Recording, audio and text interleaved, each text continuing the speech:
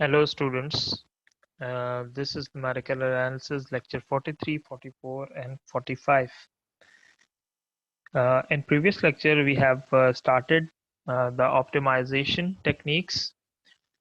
We have discussed some basics about optimization and the applications, why the optimization is important in different engineering fields, and we have done some brief overview about different optimization methods, in which constrained, unconstrained, multi, and single, um, all the methods are that we have discussed very briefly. On the other hand, in the second part, we have done golden search method. We have done um, basic derivation about and some examples regarding that method. Now we have the second method, that is Newton's method. Um Many of you are very well aware of that, because when we have done that root finding method, uh, we use that method. So there is nothing new in it. We have just used this method for finding our root. In the previous, we have just used this method in finding roots, and now we are using it for finding for the optimization purpose. So पहले इनको देख लेते हैं कि इनका difference basically क्या था। जब हमने रूट मेथड के लिए किया था, तो उसके अंदर हमारे पास कुछ चीज़ें जो थी। फॉर एग्जांपल, जब root of F of X था, तो वहाँ पे हमने अगेन हम क्या फाइंड करते थे कि आपके पास ये ज़ीरो किस पे आ रहा है। तो हमारा जो क्योंकि हमने रूट फाइंड करना था, तो जहाँ पे हम ज़ीरो के करीब आते थे, तो वहाँ पे हम रुक जाते थे और वो हमारी रूट की लोकेशन होती थी। बट यहाँ पे ऐसा नहीं है। यहाँ पे हमें जो है वो मैक्सिमम या मिनिमम पॉइंट जो है वो फाइंड करना होता है ऑप्टिमाइजेशन के अंदर। अदर देन दैट, जो हमारे पास फॉर्मूला था, वो हमारे पास जो है वो X N, F of X of N, और सिंगल डेरिवेटिव, और जो इसका फंक्शन था वो नॉट इक्वल टू ज़ीरो। और यहाँ पे आपके पास जो है वो फंक्शन जो है उसका सिंगल डेरिवेटिव और अपॉन डबल डेरिवेटिव था। ऑन द अदर हैंड, जो हमारे पास इसका एरर था, और जो बेसिकली इसका स्टॉपिंग क्राइटेरिया था, वो इसका ये था। और जो आपके पास ऑप्टिमाइजेशन का है वो ये है। इसका ये मतलब है कि जब आपका जो जब हम इसको सॉल्व भी कर रहे होंगे और हम प्रैक्टिकली भी देखेंगे कि वो कौन सा जो है वो पॉइंट होगा जिस पे हमें स्टॉप करना पड़ेगा। तो डेफिनेटली जब हमारा मैक्सिमम पॉइंट जो है वो हमें मिल जाएगा, तो वही इसका स्टॉपिंग क्राइटेरिया होगा। और जनरली यहाँ पे इस तरह भी हम रिप्रेजेंट करते हैं कि जब हमारा जो सिंगल डेरिवेटिव जब हम लेंगे इस फंक्शन का, वो अगर ज़ीरो को अप्रोच कर जाए, तो इसका मतलब है कि वो उसका मैक्सिमम पॉइंट है। अब ये बात किस तरह से वैलिड है, ये हम अपने एग्जांपल में भी देखेंगे। Along with that, Newton Raphson method जो है वो ऑप्टिमाइजेशन टेक्निक में से जो है वो मैं ये कह सकता हूँ कि one of the best method. और इसके साथ साथ मैं कुछ चीज़ें और भी आपको बताऊं कि अब आगे जो आपने असाइनमेंट्स भी इससे रिलेटेड करना है, तो मैं मैटलैब से रिलेटेड जो इसकी जो एम फाइल है वो भी अपलोड कर दूंगा, ताकि आप लोगों को आसानी हो। और आप लोग उसको यही जो आपका क्वेश्चंस हैं, या और मैं केस स्टडीज भी दूंगा, वो आप उसको मैटलैब के अंदर खुद इम्प्लीमेंट भी कर सकते हैं। और the best part for the MATLAB is you can do hundred and thousands of iterations for a simple program, और किसी एक मेथड के लिए भी।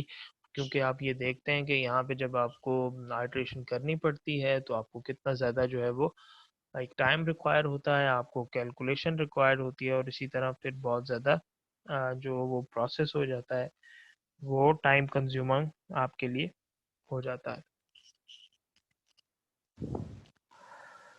अच्छा, ये इसका बेसिक इंट्रोडक्शन था, क्योंकि ये ऑलरेडी हमने मेथड इसको बड़ा प्रॉपरली कंसाइजली डिस्कस भी किया हुआ है। यहाँ पे सिर्फ ऑप्टिमाइजेशन के एस्पेक्ट से है।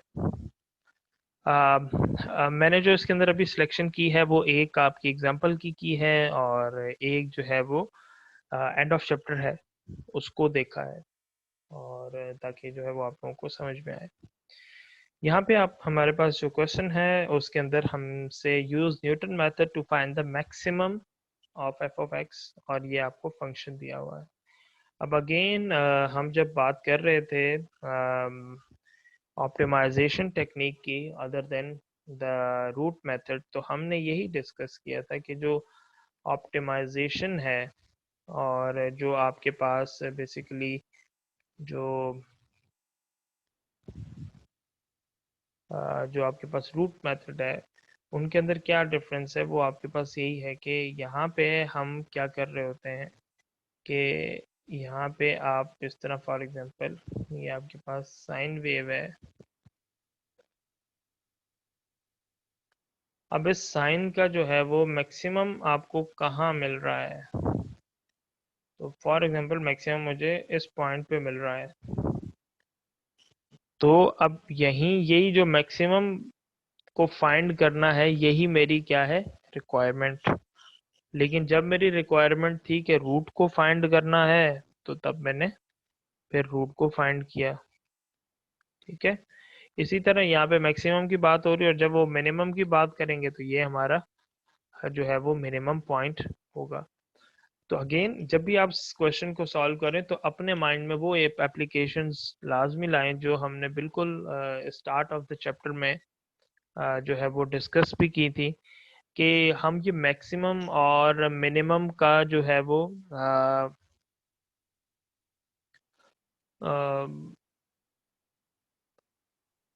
जो है वो अगर मैं ये देखूं कि ये क्यों मुझे फाइंड करना होता है, तो डिफरेंट एप्लीकेशंस होती हैं और उनकी बेस पे हमें ये जो है वो चीज़ें रिक्वायर्ड होती हैं। अब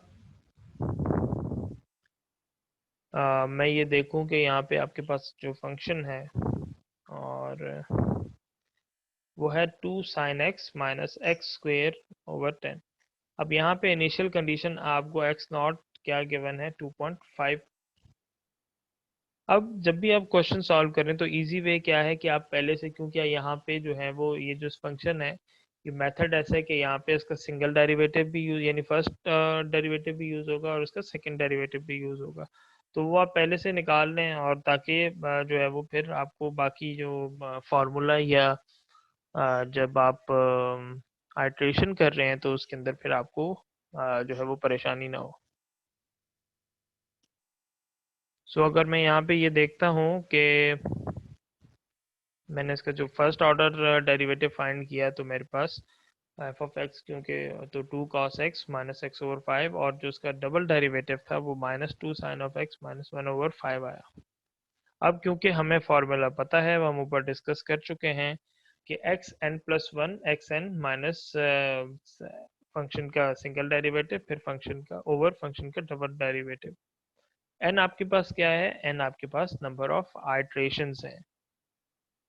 और बिल्कुल इसका जितने भी अब अभी तक आपने देखा होगा कि न्यूमेरिकल एनालिसिस के अंदर हम जो है वो डिफरेंट मेथड्स को करते आए हैं, उसके अंदर एक चीज जो है वो बड़ी जो है वो कॉमन हमें नजर आई है, कि जो हम बैक दूसरी आइट्रेशंस की जो वैल्यूज आ रही थी उनको आगे यूटिलाइज करना हो रहा था। तो अगेन जो देखिए आप सॉफ्टवेयर पे कर रहे हैं फिर तो कोई इशू नहीं है, और अभी आप सॉफ्टवेयर पे इंशाल्लाह करके भी देखेंगे तो आपको ये लगेगा कि उसके अंदर तो कोई इशू है ही नहीं। सिंपल आपने बस एक फंक्शन आपके पास बना हो और आपने उसकी एम फाइल बनानी है, और आप जितनी मर्जी चाहें आप कोई सा भी केस जो है वो उसके अंदर सॉल्व कर सकते हैं बड़े इजीली। सो यहाँ पे जो है वो आप जब देखते हैं कि जब आपको ये फॉर्मूला आप देखते हैं, तो यहाँ पे क्योंकि सिंगल डेरिवेटिव ऑलरेडी निकाल चुके हैं और डबल डेरिवेटिव भी निकाल चुके हैं, तो आपने कुछ नहीं करना, सिर्फ आपने वो जो वैल्यू है वो पुट करनी है जो आपके पास इनिशियल कंडीशन 2.5 के एस्पेक्ट से गिवन थी। तो आपने जो है वो 2.5 के एस्पेक्ट से जो गिवन थी वो आपने पुट कर दी, क्योंकि यहाँ पे भी आपके पास x मौजूद था, यहाँ पे भी था, यहाँ पे भी, और यहाँ पे, तो आपके पास एक वैल्यू आ गई 0.99508। अगेन अब आप जब नेक्स्ट आइट्रेशन कर रहे होंगे तो नेक्स्ट आइट्रेशन में ये जो x की वैल्यू क्या हो जाएगी, ये हो जाएगी, और मजीद फिर आप जो वही आपके पास जो वैल्यू थी, जो आपके पास फंक्शन की वैल्यू थी उसके अंदर आपने पुट कर दिया है, तो आपके पास एक और वैल्यू आ गई। अगेन जब आप नेक्स्ट आइट्रेशन के लिए फिर से जाएंगे तो आप उसके अंदर 1.46901 वो पुट करेंगे और आपके पास एक और वैल्यू 1.42764 के नाम पे आ जाएगी। इसी तरह जब आप फोर्थ आइट्रेशन के लिए जाएंगे तो आपके लिए आपके पास एक वैल्यू होगी। अब मसला क्या है, जो मैंने स्टार्ट में बताया कि what is the stopping criteria, कोई स्टॉपिंग क्राइटेरिया भी तो होगा ना। तो अगर मैं इसको थोड़ा सा वहीं रिवाइंड करूं अपनी बात को, तो स्टॉपिंग क्राइटेरिया इसका वही है कि ये आपके पास चूंकि एक मैं कहता हूँ कि एक साइन वेव थी, और आप अगर साइन वेव को देखते हैं इस तरह से तो आप ये देखते हैं कि आपके पास एक मैक्सिमम पॉइंट है और एक फिर क्या है, आपके पास मिनिमम पॉइंट है। तो जब आपके पास एक मैक्सिमम पॉइंट अचीव हुआ है और एक आपके पास क्या हुआ है, मिनिमम पॉइंट अचीव हुआ है, तो जो मैक्सिमम आपके पास अगर आपको ऑप्टिमाइज्ड चाहिए होगा तो आप ये पॉइंट लेंगे, जो मिनिमम चाहिए होगा तो आप ये पॉइंट। लेकिन इस क्वेश्चन में हमसे सिर्फ इस पार्ट का ये पार्ट पूछा हुआ है, तो हम सिर्फ इसी को डिस्कस करेंगे। तो ये सारे मैंने निकाल लिए, लेकिन अब इसको जो है वो स्टॉपिंग क्राइटेरिया हम कैसे डिस्कस करेंगे वो, क्योंकि फिर मैंने नीचे इसको टेबल बना ली है, तो टेबल में आसानी होगी। ये जो एन आपके पास बेसिकली, और इसको मैंने ना अलग से ग्राफ भी बनाया क्योंकि बुक में ग्राफ अवेलेबल नहीं है। मैंने इसे ग्राफ बना ली क्योंकि हमारे पास ना ग्राफ से थोड़ी सी एक अच्छी बेहतर अंडरस्टैंडिंग हमारी डेवलप हो सकती है ग्राफ के ज़रिए, क्योंकि अगर ग्राफ नहीं होता तो फिर जो है वो चीज़ें शायद उतनी क्लैरिटी से हमें समझ में नहीं आती है। तो यहाँ पे हमारे पास क्या था कि जो ये नंबर ऑफ आइट्रेशंस थी, और इसके बाद आपके पास क्या है, ये जो सबसे पहले आपको इनिशियल कंडीशंस दी गई थी। अब पहले इसको समझ लेते हैं कि ये आपके पास जो है वो वैल्यूज किस तरह से आएंगे।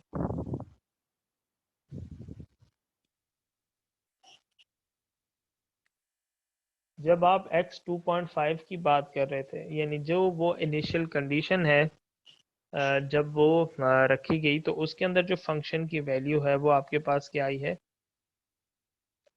0.57194। ठीक है। अब आपके पास वो फंक्शन की वैल्यू क्या थी, वो फंक्शन की वैल्यू, यानी आपने ये अगर 2.5 को आप कहाँ पुट करेंगे, आप यहाँ पुट करेंगे तो आपके पास ये वैल्यू आएगी। ठीक है। इसी तरह जब आपने इसका सिंगल डेरिवेटिव और इसका जो डबल डेरिवेटिव है वो ऑलरेडी निकाला हुआ है, तो जब आप इन दोनों को इसके अंदर, यानी जो आपके पास ये जो 2.5 की जो वैल्यू है, इसको आप इस फंक्शन के अंदर पुट करेंगे तो आपके पास एक डिफरेंट ज़ाहिर है कि वैल्यू आएगी। और इसी तरह जब आप यहाँ पे इसके डबल डेरिवेटिव में इसको पुट करेंगे तो आपके पास एक डिफरेंट वैल्यू आएगी। तो अभी हम ये भी देखेंगे कि इस पूरे टेबल से हमें समझ में क्या आएगा, यानी ये पूरा टेबल हमने बना दिया है तो ये कुछ डिपिक्ट भी कर रहा है या नहीं। इसी तरह जब आप सेकंड इस पे जाएंगी, यहाँ पे जाएंगे, ये यानी ये इसके सेकंड आइट्रेशन के नतीजे में ये वैल्यू आई थी, फिर ये वैल्यू आप किस में, इस फंक्शन में जब रखेंगे तो आपके पास, यानी जो बिल्कुल आपका बेसिक फंक्शन था, तो आपके पास ये वैल्यू आई। फिर जब आपने उसका क्या लिया, फर्स्ट ऑर्डर डेरिवेटिव लिया तो आपके पास ये वैल्यू आई। जब सेकंड ऑर्डर लिया तो आपके पास, जब सेकंड ऑर्डर के अंदर वैल्यू पुट की तो आपके पास ये वैल्यू है। तो सेम इज द केस, जब आपने इसी के अंदर आप मजीद उसकी वैल्यूज को पुट करते गए फॉर योर सेकंड आइट्रेशन, ये वैल्यू आई, फिर आपके पास फर्स्ट ऑर्डर के लिए ये आई, सेकंड ऑर्डर के लिए ये आई, फिर आपने यहाँ पे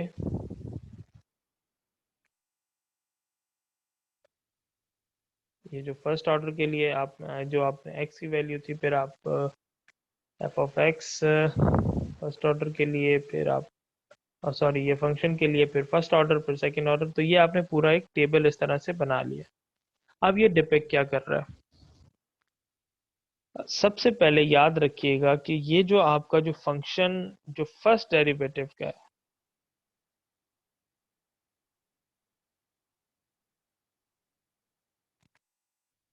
आपके पास ये जो है, अब ये जो आपके पास डिपेक्ट कर रहा है, ये बेसिकली आप ये देखें कि -2.10 से स्टार्ट हुआ और अप्रोच कहाँ कर रहा है,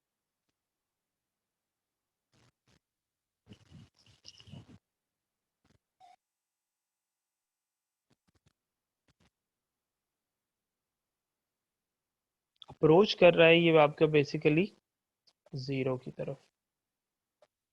अब जो इसका स्टॉपिंग क्राइटेरिया है बेसिकली कि जहां पे ये आपका ये फंक्शन जो है वो, यानी फर्स्ट डेरिवेटिव जो आपको वैल्यू पुट करने में अगर ये 0 0 हो गया, इसका मतलब है कि आपने जो है जो आपका बेसिक जो पर्पस था कि to achieve the maximum point, आपने वो अचीव कर लिया है। ठीक है। ऑन द अदर हैंड, जब आपको याद होगा जब हम रूट वाले मेथड में जो रूट जब हम फाइंड करते तो हम ये बात करते थे कि जहाँ पे हमारी जो बिल्कुल करीब करीब वैल्यूज आ जाए हम वहाँ पे स्टॉप कर देते हैं। तो अगेन ये वो पॉइंट है वो सिंगल, जब हम ये बात इस बात को साबित कर देती है कि इसका मतलब है कि this is your maximum point, अब आपके पास मैक्सिमम पॉइंट जो है वो अचीव हो चुका है। इसी तरह ये जो आपके पास जो माइनस साइन होता है, जो डबल डेरिवेटिव का माइनस साइन है, सॉरी,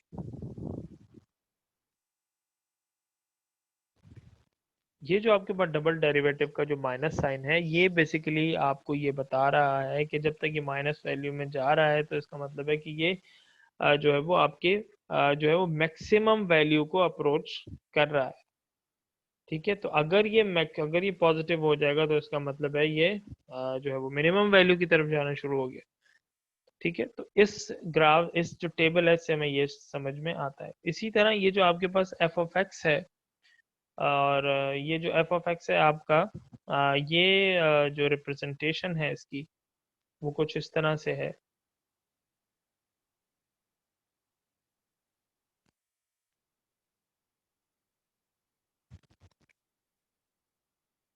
कि ये आपको वो ट्रू वैल्यू या वो जिसको हम एनालिटिकल सोल्यूशन भी कह रहे थे, आपको वो प्रोवाइड कर रहा होता है। अब हमने इसको डिपिक्ट करने की भी कोशिश की, और मैंने क्योंकि ग्राफ के थ्रू जो है वो इसको डिपिक्ट करने की कोशिश, आप भी ट्राई कीजिएगा। बिल्कुल कोई इतना टफ काम नहीं है, बट एक आपको जो है वो बिल्कुल जो सी क्लियर अंडरस्टैंडिंग है वो हो जाएगी। अब आप जरा ये देख लीजिए कि आपके पास ये जो एक्स एक्सिस पे है, ये बेसिकली क्या है। एक्स एक्सिस पे आप जितनी भी आपने भी जो हम आइट्रेशंस की बात कर रहे थे कि क्योंकि हमने स्टार्ट कहाँ से की है, 2.5 से।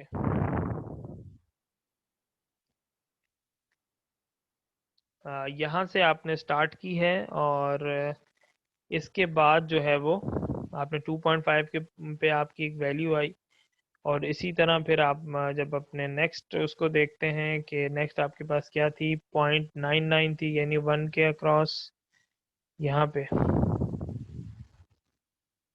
यानी कि यहाँ पे ये वैल्यू थी। अब 1 पे आपके पास करीबन करीबन क्या वैल्यू आ रही है, ये आपके पास 1 2 3 4, 1 पे आपके पास वैल्यू आ रही है कोई 1 पॉइंट समथिंग आपके पास आ रही है। ठीक है। इसी तरह फिर आप 1.4 पे जाएं,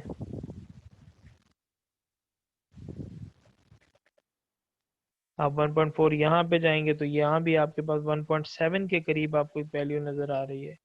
तो इसी तरह जो हमारे पास मैक्सिमम पॉइंट अचीव हुआ है वो आपका कहाँ पे हुआ है, वो आपका हुआ है यहाँ पे 1.42755, और उसके फंक्शन की वैल्यू आपके पास क्या आई है, 1.7753, और ये जो सिंगल डेरिवेटिव है उसका वो बेसिकली आपके पास क्या आया है, 0 आया है।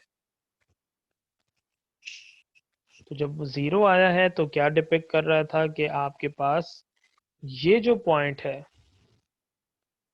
And this is the point two understand student, कि ये जो पॉइंट है ये आप पॉइंट अचीव एक्चुअली आप करना चाह रहे थे। अब ये आपके इस फंक्शन का जो साइन फंक्शन है उसका क्या था, आपका मैक्सिमम पॉइंट था।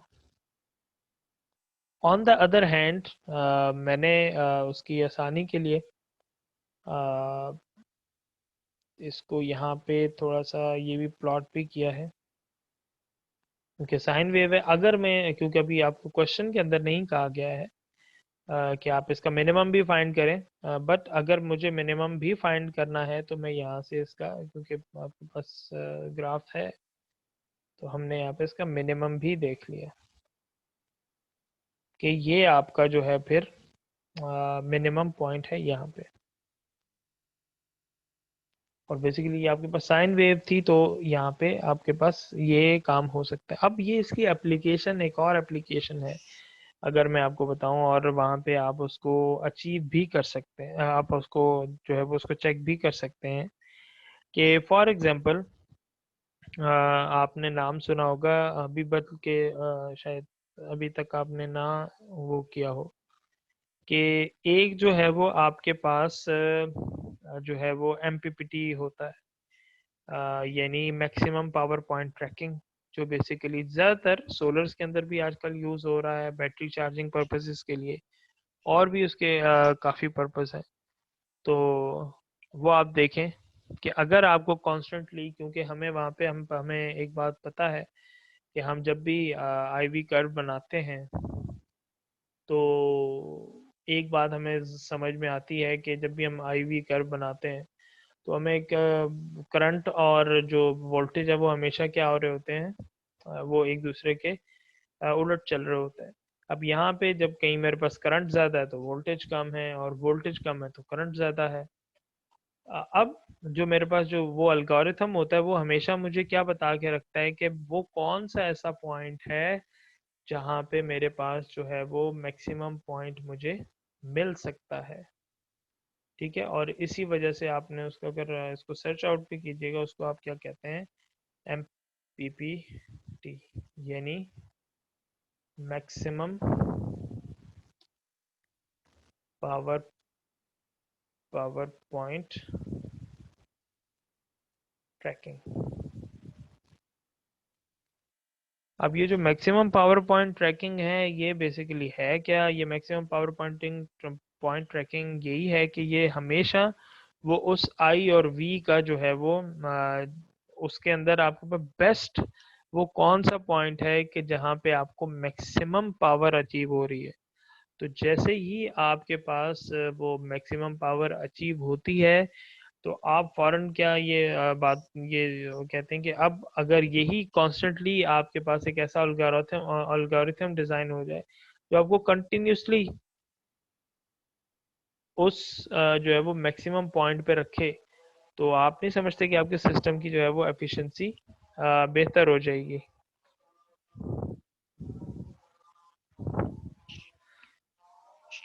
तो ये एग्जाम्पल बड़ी इंपॉर्टेंट है, और इसकी हमेशा ये बात है, इसको एज अ मैथ्स मत लीजिए, इसको आप थोड़ा सा इस तरह से अंडरस्टैंड करने की जब कोशिश करेंगे एप्लीकेशन वाइज, क्योंकि अभी तक आपने शायद मेरे ख्याल में पावर इलेक्ट्रॉनिक्स नहीं पढ़ी होगी, लेकिन जब आप पढ़ेंगे तो आपको इसकी बड़ी एप्लीकेशन जो है वो हैंडी लगेगी है।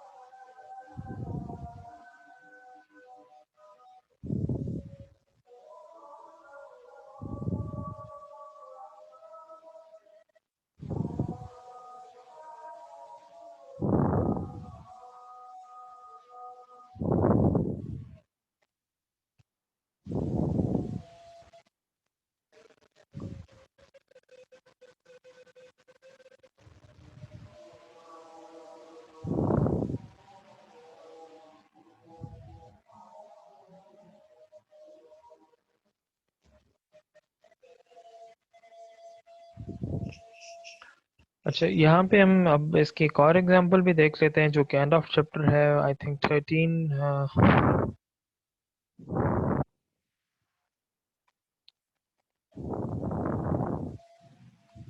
13.5 है आई थिंक।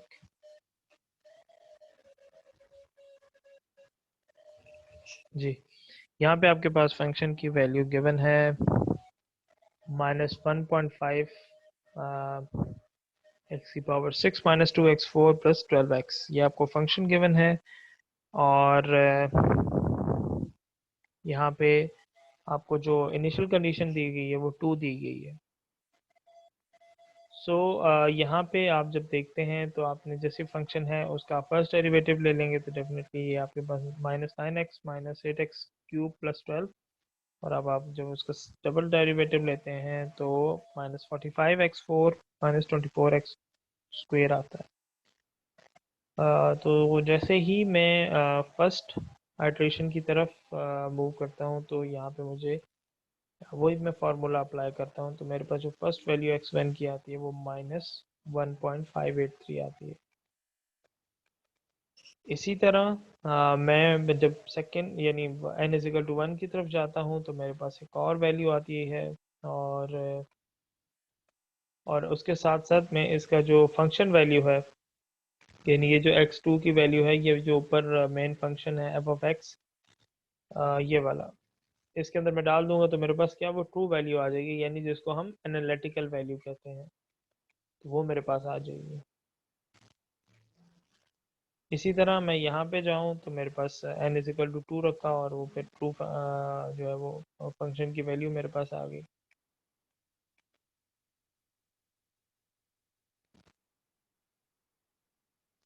इसी तरह फॉर n=3 और यहाँ पे जो है वो आपके पास x4 की ये वैल्यू आ गई।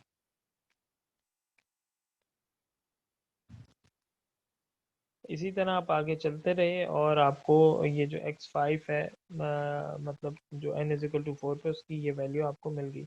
अगेन अब आप इसको क्या कर सकते हैं, क्योंकि वो मैंने इसके अंदर पूरा तो ये बट वो बहुत ज़्यादा आसान है। जिस तरह वहाँ पे हम टेबल बनाया था लास्ट क्वेश्चन में, तो यहाँ भी हम बना सकते हैं। एक तो n हो गया नंबर ऑफ आइट्रेशन, यानी इसका क्या बन जाएगा 0 1 2 3 4 5। ठीक हो गया। अब यहाँ पे आपके पास जो है वो क्या होगा, आपके पास जो आइट्रेशन आपने की है उसकी वैल्यूज आ जाएंगी, यानी x की वैल्यू आ जाएंगी। मैं ये कहता हूँ कि पहले वैल्यू फॉर एग्जांपल आपने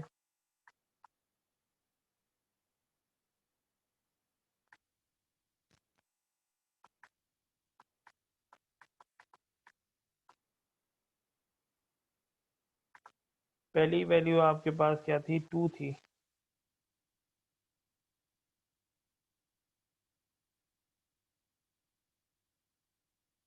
तो आपने यहाँ पे क्या कर दिया,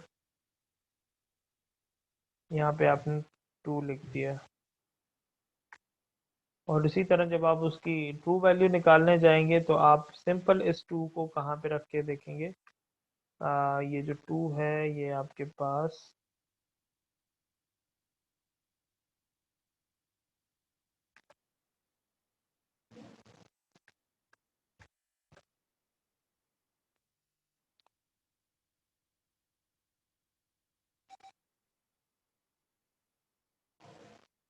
ये जो 2 है ये वो आप यहाँ पे पुट करके देखें तो आपके पास जो है वो यही ट्रू वैल्यू यहाँ पे मौजूद होगी,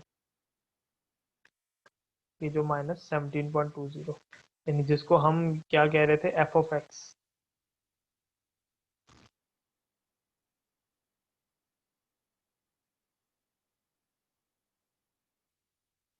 f(x) फाइंड जब आप कर लेंगे तो फिर आपके पास अपने जो वो फर्स्ट डेरिवेटिव था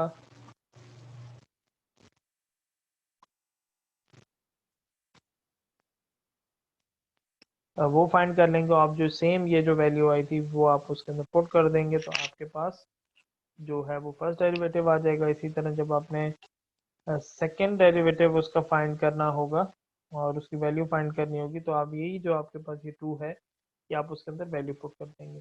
तो जिस तरह आपके पास वो पिछला पूरा टेबल बना था, यहाँ भी आपके पास पूरा टेबल बन जाएगा।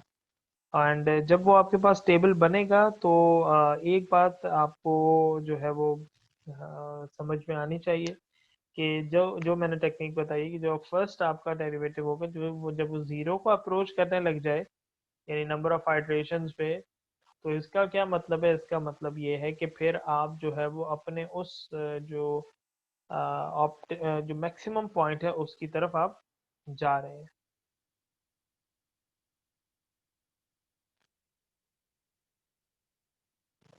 अच्छा, इसको खैर मैंने फिर मेरे पास किया था मैंने सॉल्व, तो यहाँ पे मैंने उसको जो है वो ग्राफ के अंदर भी रिप्रेजेंट करवा दिया है। यहाँ से भी देख सकते हैं, और हमारे पास जो उसका मैक्सिमम पॉइंट है वो अचीव हो गया था। और अगर मैं यहाँ से देखना भी चाहूँ तो यहाँ पे हमारे पास फंक्शन की वैल्यू क्या थी? 8.697। तो यहाँ भी हमारे पास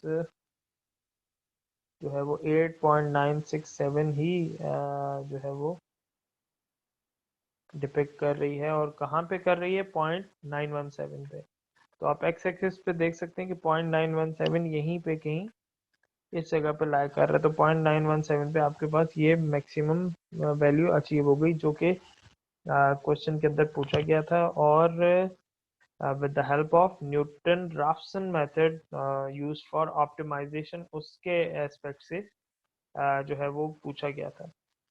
सो ये मेथड आपने देख लिया। अब इसकी जो साथ में कुछ जो मैटलैब से रिलेटेड चीज़ है वो मैं आपको उसका वो बिल्कुल आपसे मैं शेयर कर दूंगा, ताकि आप लोग अपना जो असाइनमेंट है उसको जो है वो कर सकें। So thank you very much class.